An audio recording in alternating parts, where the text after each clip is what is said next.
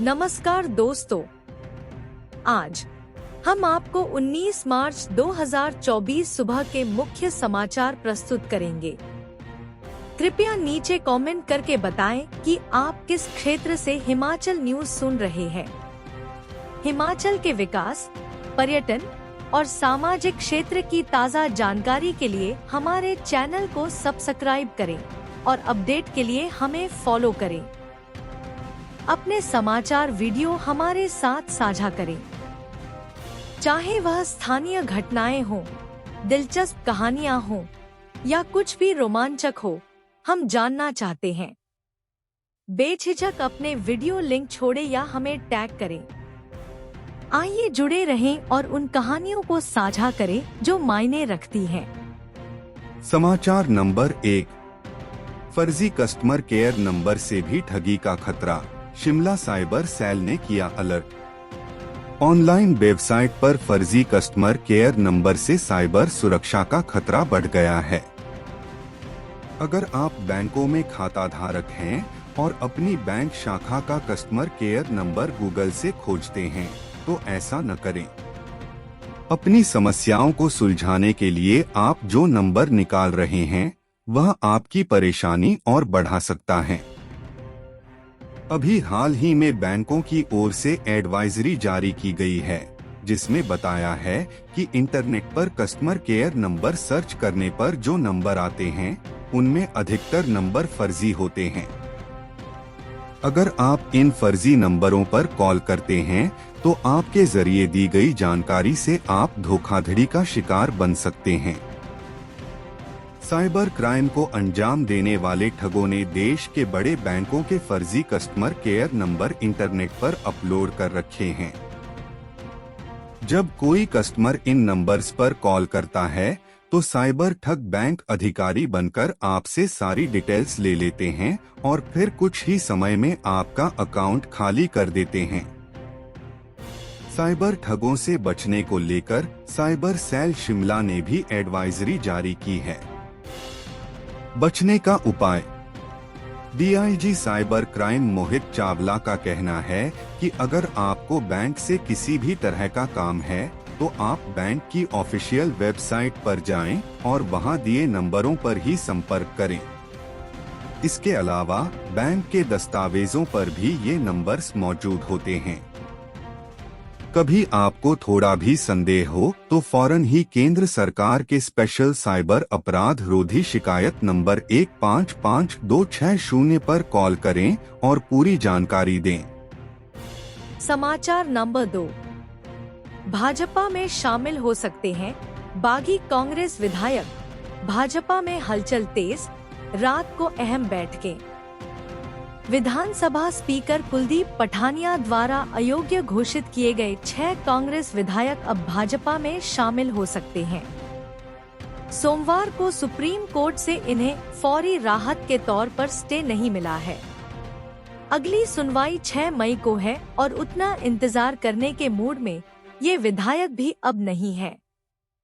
इसलिए यह सहमति बन गई है कि जनता के दरबार में ही जाया जाए।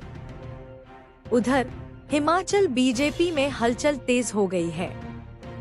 सोमवार देर रात भी कुछ अहम बैठकें होने वाली हैं। नेता प्रतिपक्ष जयराम ठाकुर को भी दिल्ली से होने वाली इन बैठकों से ऑनलाइन जोड़ा जा सकता है।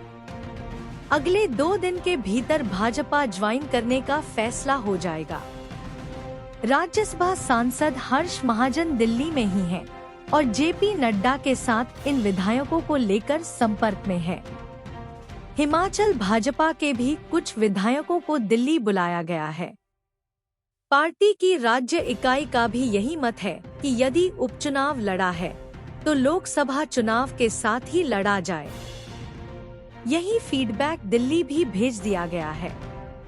यह संभव है कि इन 6 विधायकों में से सभी को टिकट न मिले या लोकसभा चुनाव में भी किसी को उतारा जाए, लेकिन इन सब बातों पर फैसला बाद में होगा। अभी सिर्फ पार्टी में शामिल करने को लेकर चर्चा चल रही है। हिमाचल बीजेपी की ओर से गए फीडबैक के अनुसार यही तर्क दिया गया है कि जिस वजह से सरकार के खिलाफ इन विधायकों ने वोट किया, उस वजह को अब लोगों के बीच में विस्तार से बताने की जरूरत है। हिमाचल की 6 विधानसभा सीटों पर होंगे उपचुनाव। राज्यसभा चुनाव में सुधीर शर्मा, राजेंद्र राणा, इंद्रदत्त लखनपाल, चैतन्य शर्मा, रवि ठाकुर और देवेंद्र भुट्टो ने भाजपा प्रत्याशी हर्ष महाजन को वोट दिया था। इसके बाद कट मोशन पर पार्टी व्हिप का उल्लंघन करने के आरोप में स्पीकर ने इन्हें अयोग्य घोषित कर दिया था। इसी वजह से अब उपचुनाव होगा।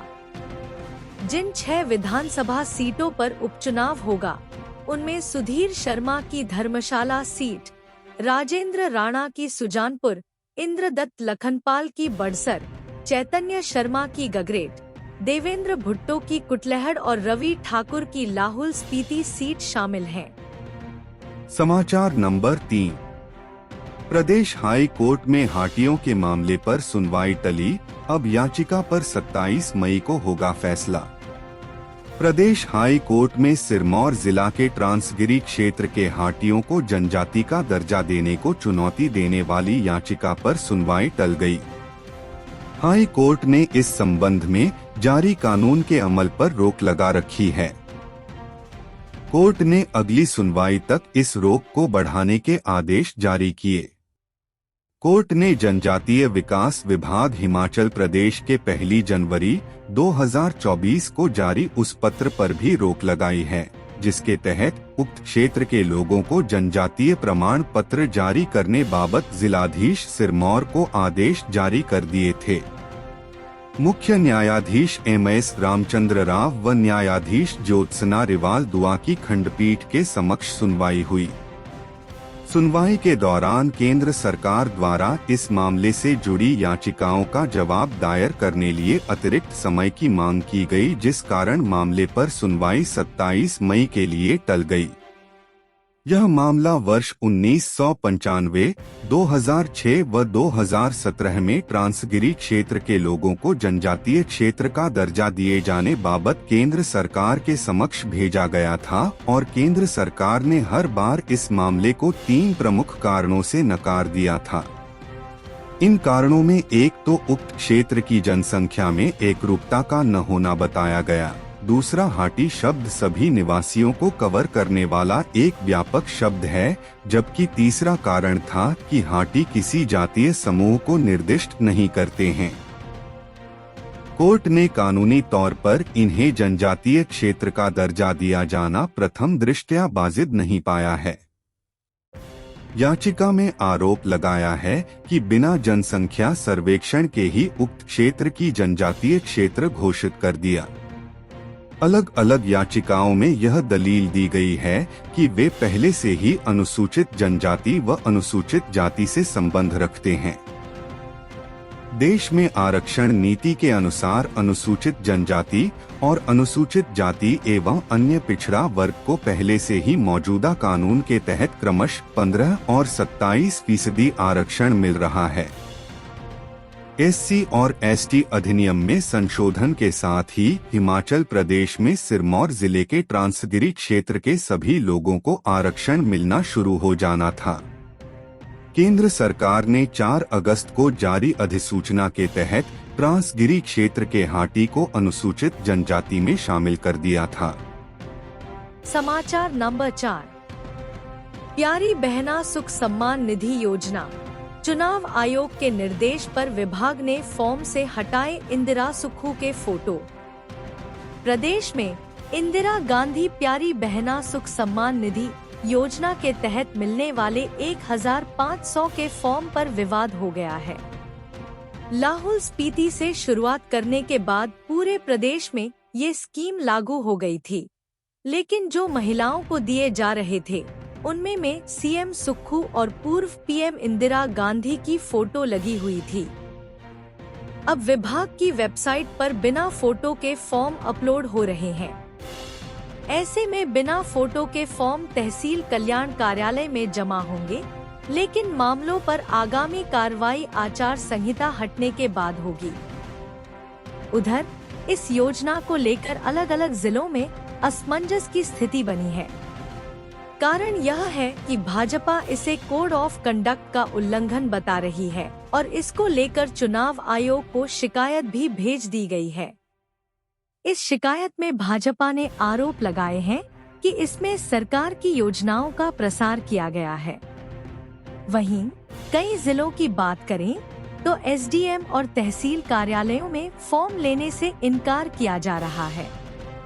कांगड़ा में भी तहसील कार्यालय के बाहर फॉर्म न लेने और विभाग की ओर से अधिसूचना का इंतजार किए जाने की बात कही गई है। दूसरी तरफ इस अधिसूचना को जारी करने वाले ईसोमसा विभाग का कहना है कि फॉर्म न भरने को लेकर या इस प्रोसेस को रोकने को लेकर सरकार की ओर से कोई भी नए निर्देश नहीं मिले हैं। ऐसे में पूरे प्रदेश में 1500 के फॉर्म को लेकर कंफ्यूजन पैदा हो गया है। चुनाव आयोग के निर्देश। लोकसभा चुनाव की घोषणा के बाद मुख्य चुनाव आयुक्त ने भी यह साफ कह दिया था कि नई स्कीम के तहत कोई भी नया लाभार्थी ऐड नहीं होगा। हालांकि यह निर्देश सरकार की उन सभी स्कीमों के लिए थे जो कोड ऑफ कंडक्ट लगने से पहले लागू कर दी गई थी। समाचार नंबर 5। प्रदेश में आज से फिर करवट लेगा मौसम, 4 दिन हल्की बारिश बर्फबारी के आसार। प्रदेश में मौसम ने फिर से करवट बदलना शुरू कर दिया है। मौसम विभाग के अनुसार आज से 5 दिन तक बारिश और ऊंचाई वाले क्षेत्रों में हल्की बारिश बर्फबारी के आसार हैं। प्रदेश के कई भागों में बारिश होगी तो कहीं ओलावृष्टि की संभावनाएं भी जताई जा रही है। प्रदेश के कई भागों में 5 दिन बारिश बर्फबारी का पूर्वानुमान है। ताजा पश्चिमी विक्षोभ की सक्रियता से मौसम में यह बदलाव आने की संभावना है। मौसम विभाग केंद्र शिमला की ओर से 19, 21, 22, 23 व 24 मार्च को मध्य व उच्च पर्वतीय कुछ स्थानों पर बारिश की संभावना है। इस दौरान चोटियों पर बर्फबारी हो सकती है। आज भी उच्च पर्वतीय 1-2 स्थानों पर मौसम खराब रह सकता है। वहीं राजधानी शिमला व आसपास भागों में धूप खिली हुई है। न्यूनतम तापमान। शिमला में न्यूनतम तापमान 8.6, सुंदरनगर 8.4, भुंतर 7.3, कल्पा 1.0, धर्मशाला 11.7, ऊना 8.5, नाहन 13.3, केलांग -5.1, पालमपुर 8.0, सोलन 7.3, मनाली 4.9, कांगड़ा 9.7, मंडी 8.6, बिलासपुर 10.2, चंबा 9.6, डलहौजी 7.8, जुब्बड़हट्टी 11.0, कुफरी 7.3, कुकुमसेरी -1.9, नारकंडा 5.1, भरमौर 6.6, रिकांगपियो 4.4, सेऊबाग 6.3, धौलाकुआं 10.1, बरठीन 8.7, समदो -0.1, सराहन 7.5 और देहरागोपीपुर में 13.0 डिग्री सेल्सियस दर्ज किया गया है। समाचार नंबर 6। नहीं बढ़ी एमफिल पीएचडी की इंक्रीमेंट। एचपीयू में अध्यापक कल्याण संघ ने उठाए कर्मचारियों के मुद्दे। प्रदेश विश्वविद्यालय में अध्यापक कल्याण संघ की आम सभा बैठक हुई, जिसमें करीब 120 अध्यापकों ने भाग लिया। इस बैठक की अध्यक्षता संघ के अध्यक्ष प्रोफेसर हरीश ठाकुर ने की। इस दौरान संघ के सदस्यों को विश्वविद्यालय के अध्यापकों की लंबित मांगों के बारे में बताया। उन्होंने कहा कि विश्वविद्यालय प्रशासन करियर एडवांस स्कीम केस के तहत अध्यापकों की परमिशन के लिए भाई भतीजावाद का रवैया अपना रहा है, जो सही नहीं है। कर्मचारी इसका पूरी तरह से विरोध करते हैं। अध्यापकों को की पूर्ण सेवाओं का लाभ देने पर भी गौर नहीं किया जा रहा है। विश्वविद्यालय में सरकारी आवास आवंटन की प्रक्रिया भी सही नहीं है। इसके साथ ही विभिन्न विभागों में विभागाध्यक्ष नहीं है, जिस कारण छात्रों को दिक्कतों का सामना करना पड़ रहा है। विश्वविद्यालय द्वारा विभागों में विभाग अध्यक्ष नियुक्त करने के लिए केवल प्रोफेसर के पद को अधिमान देना तथा पूर्व की तरह सहआचार्य को नजरअंदाज करना सही नहीं है। इस पर भी कर्मचारियों ने आपत्ति जताई। बैठक में महासचिव डा जोगिंदर सिंह सकलानी ने विश्वविद्यालय की कार्यकारिणी प्रणाली पर भी सवालिया निशान उठाए। उन्होंने कहा कि विश्वविद्यालय द्वारा अध्यापकों को एमफिल तथा पीएचडी इंक्रीमेंट नहीं दिया जा रही है।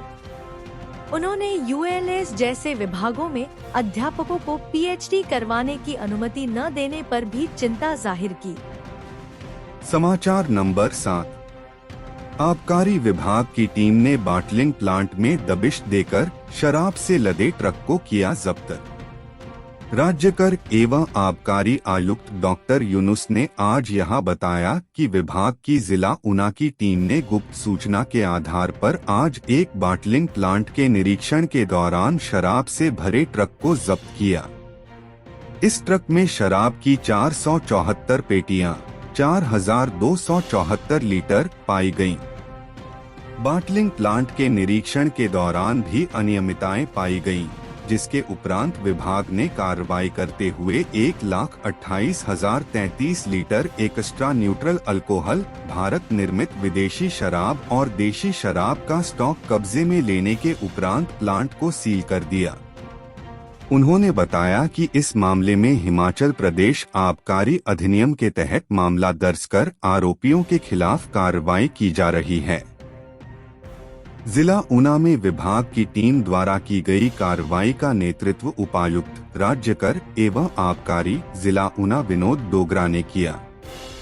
डॉक्टर यूनुस ने कहा कि विभाग द्वारा अवैध शराब के कारोबार तथा अन्य गैर कानूनी गतिविधियों पर कड़ी नजर रखी जा रही है। उन्होंने कहा कि विभाग द्वारा इस तरह की गतिविधियों पर नियंत्रण के लिए 24 घंटे कार्यशील कंट्रोल रूम स्थापित किया गया है। हम अपने राज्य के विकास में योगदान देने में गर्व महसूस करते हैं और हमें उम्मीद है कि आने वाले दिनों में हमें और भी अच्छी खबरें मिलेंगी। इन खबरों को अधिक लोगों तक पहुंचाने के लिए कृपया हमारा कंटेंट शेयर करें, हमारे चैनल को सब्सक्राइब करें और अपडेट के लिए हमें फॉलो करें। इसके अलावा बेझिझक अपने विचार कमेंट्स में शेयर करें। आपका सहयोग हमें और भी बेहतर काम करने में मदद करेगा। धन्यवाद।